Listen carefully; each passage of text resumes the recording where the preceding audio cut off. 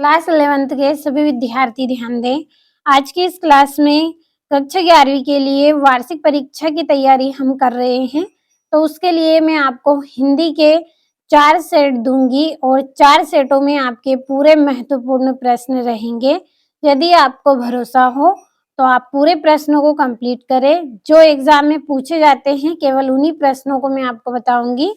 और जो आपकी वार्षिक परीक्षा है उसमें यदि आपको 80 में से 75 अंक लाना है तो आप पूरा वीडियो लास्ट तक देखें।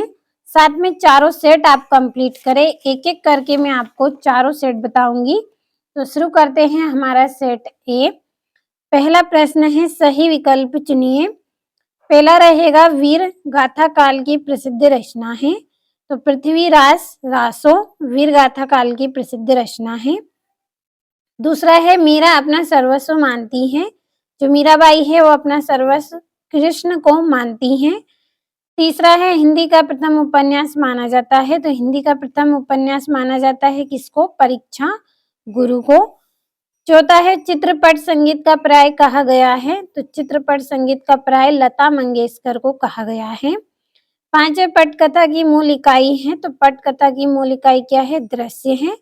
और संक्षेपण का गुण नहीं है। तो संक्षेपण का गुण कौन सा नहीं है? शुद्धता, इसका गुण नहीं है। और दूसरा प्रश्न है रिक्त स्थानों की पूर्ति कीजिए। पहला है कवि भवानी प्रसाद मिश्र अपने पिता के डेढ़ पुत्र थे। तो ये अपने पिता के 5वें पुत्र थे। दूसरा है अक्क महादेवी का विवाह जैन राजा डेडेस के साथ हुआ था। तो जैन राजा कौशिक के साथ इनका विवाह हुआ था। तीसरा है धनराम डेडेस दर्जे तक ही स्कूल का मुंह देख पाया था। जो धनराम है वो तीसरे दर्जे तक ही स्कूल का मुंह देख पाया था। चौथा है भारतीय संगीत में मुख्य वाद डेडेस रहा है। तो भारतीय संगीत में मुख्य वाद वीणा का रहा है। पांचवा डेडेस जनसंचार का लोकप्रिय व सबसे नया माध्यम है। तो क्या है? इंटरनेट। छठा है काव्य में बिंब को डेडेस माना जाता है। तो काव्य में बिंब को शब्द चित्र माना जाता है। अब अगले प्रश्न की ओर हम बढ़ेंगे।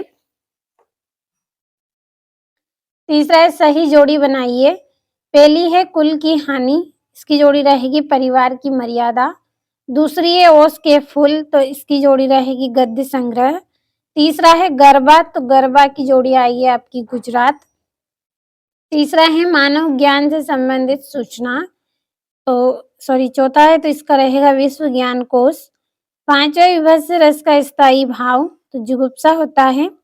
और शब्द युग्म 6 प्रकार के होते हैं। और एकमात्र सहारा, इसका आंसर रहेगा अंधे की लाठी। तो ये आपका तीसरा प्रश्न। और चौथा है एक शब्द या वाक्य में उत्तर दीजिए। पहला है जगनीक द्वारा रचित कृति का क्या नाम है? परमाल रासो।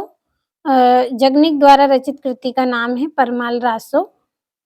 दूसरा रहेगा दूसरी बार लॉर्ड कर्जन के भारत आने से कौन प्रसन्न ना थे? तो कौन प्रसन्न नहीं थे? भारतवासी। तीसरा है अधारी किस भाषा का शब्द है? तो बंगाली भाषा का शब्द है।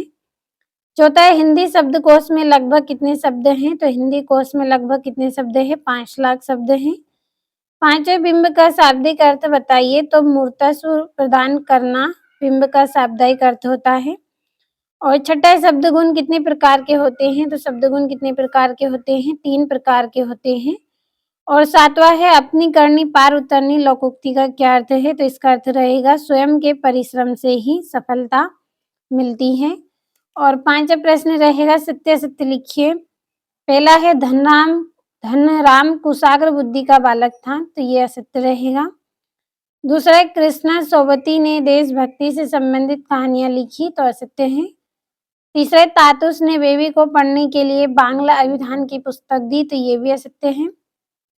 चौथा है टिप्पणी का मुख्य उद्देश्य मामलों को लटकाना है, तो ये भी असत्य है।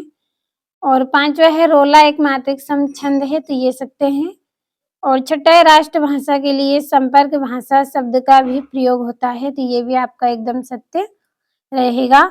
यदि आपको भरोसा हो तो आप इन प्रश्नों को कंप्लीट जरूर करें, क्योंकि वार्षिक परीक्षा के लिए पूरे महत्वपूर्ण प्रश्न मैंने आपको बताए हैं। और ये आपका छठा है 2-2 नंबर के प्रश्न। प्रगतिवाद के 2 कवि तथा उनकी एक-एक रचना का नाम बताइए। सातवां कवि ने अपने को दीवाना क्यों कहा? 8वां द्विवेदी युग की गद्य की कुछ विशेषता लिखिए। 9वां है शिव शंभू की 2 गायों की कहानी के माध्यम से लेखक क्या कहना चाहता है। और ये आपका 10वां है, सुनील कौन था, उसने बेबी की सहायता किस प्रकार की। 11वां है, इंटरनेट पत्रकारिता ने दुनिया को किस प्रकार समेट लिया, उदाहरण सहित स्पष्ट कीजिए। 12वां है, महाकाव्य एवं खंडकाव्य में अंतर बताइए। और लक्षणा शब्द शक्ति की परिभाषा एवं उदाहरण भी आपको लिखना है। तो बढ़ते हैं हमारे 14वें प्रश्न की ओर। 14वां है, निम्नलिखित मुहावरों का अर्थ बताते हुए वाक्यों में प्रयोग कीजिए। पहला है काला अक्षर भेष बराबर।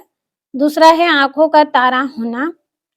15वां है निर्देश अनुसार वाक्य परिवर्तन कीजिए। पहला, स्नान करो विद्यालय जाओ, सरल वाक्य में। और दरिद्र होने पर भी वह ईमानदार है, संयुक्त वाक्य में बनाना है। और ये आपका 16वां है, भवानी प्रसाद मिश्र अथवा दुष्यंत कुमार का काव्यगत परिचय निम्नलिखित बिंदुओं के आधार पर लिखिए। पहले में 2 रचना, दूसरा में भाव पक्ष, कला पक्ष और तीसरा में साहित्य में स्थान। इसी तरह से 17वां है आपका। और 18वां है, इंटरनेट के उपयोग पर भाई बहन के मध्य होने वाले संवाद को लिखिए 3 नंबर में। और जो 19वां है, इसमें संदर्भ प्रसंग व्याख्या आपको करनी है। और यहाँ से ये इस जो आपको संदर्भ प्रसंग व्याख्या करनी है उसके यहाँ पे ये दिए गए हैं। साहित्य किसे कहते हैं, उपयुक्त गद्यांश का शीर्षक बताना है आपको अथवा है। और यहाँ से संदर्भ प्रसंग व्याख्या करनी है आपको 4 नंबर में। और ये आपका निम्नलिखित गद्यांश की संदर्भ प्रसंग व्याख्या करनी है 4 नंबर में। और ये इसका अथवा है। और 22वां स्थानांतरण प्रमाण पत्र प्रदान करने हेतु प्राचार्य को आवेदन पत्र लिखिए 4 नंबर में। और 23वें में आपको निबंध करना है। तो जितने भी प्रश्न मैंने आपको बताए हैं पूरे महत्वपूर्ण हैं। तो आज की इस वीडियो में कक्षा 11वीं के लिए हिंदी का सेट ए हमने पढ़ा है। अगले वीडियो में हिंदी का सेट बी पढ़ेंगे, जब तक आप इन्हें अच्छे से कंप्लीट कर लें।